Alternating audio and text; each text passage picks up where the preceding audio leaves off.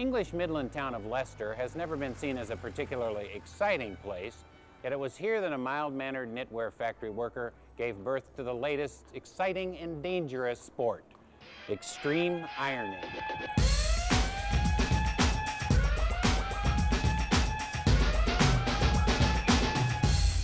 We define extreme ironing as the latest outdoor activity that combines the thrill of an extreme sport with the satisfaction of a well-pressed shirt.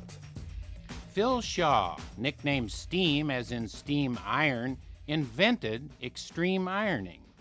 I came home from a day's work in the knitwear factory and I had a huge pile of ironing to do, and it was a nice day, and I thought I'll start and do a bit of ironing out here in the garden and see how I get on. And my housemate came back and said, "What are you doing?" And I said, "I'm extreme ironing." And it just started from there, really. You called it that from the outset? From the word go, it was extreme ironing. Steam encouraged his friends like Julie, who goes by the name of Travel Iron, to do the same. He just explained to me the thrills of extreme ironing, the enjoyment of it, the fun of it, the thrill of it, being outdoors under the sky, the wind through your hair.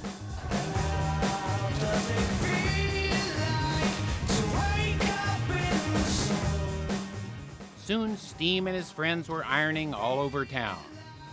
And folks saw that this tedious household drudgery could be a beautiful thing. But the ironing, while extremely odd, was still not yet really an extreme sport. Then Steam, the visionary ironist that he is, had a second thought. I thought I'd rather be out rock climbing than ironing, and then it occurred to me to combine these two things into a new sport. And surprisingly, someone joined him. Matthew Patrick, nicknamed Starch. Just, yourself and your mate, nice breeze on you, get your board out, press a few shirts or something, looking over the edge of the board, and yeah, it's beautiful, yeah. That was insane! The rest is household appliance history. Hundreds worldwide are taking up extreme ironing.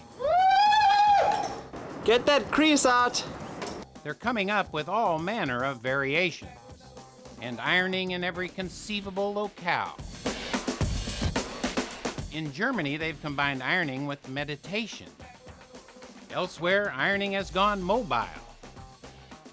Sport ironing teams are forming, resulting in competition, sanctioned by Steam's Extreme Ironing Bureau. It wasn't from the outset meant as a competitive sport, but we decided that if it was going to be taken seriously as a sport, it needed to have a World Championships. Who showed up for the World Championships? We had, I think, about 80 entrants from around the world, from about 10 different countries, I think. So there was a single extreme ironist from Chile. I do love ironing. That's why I'm here. The athletes, if you will, competed in 5 events: forestry, rock wall, aquatics, vehicular, and freestyle. Does anybody use spray starch in competition? A couple of Germans were doing that last year, actually. They're quite particular about their ironing in Germany. Well, those look great. There you go. That's a quick job. But... Oh, wonderful. Thanks, Steam.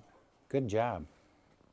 The ironists were judged on the basis of speed, creativity, and yes, they were judged on the quality of their ironing. Extreme ironing is not just posing with an iron. I think that's where Great Britain scored quite a few points compared to other teams who didn't take the garments and the ironing of the garment seriously. Most of the irons are hot, usually preheated. And when the irons had cooled, the British team of Steam, Starch, and their friend Basket were world champs. But will the relentless onslaught of permanent press, wrinkle-free fabrics spell doom for this emerging young sport?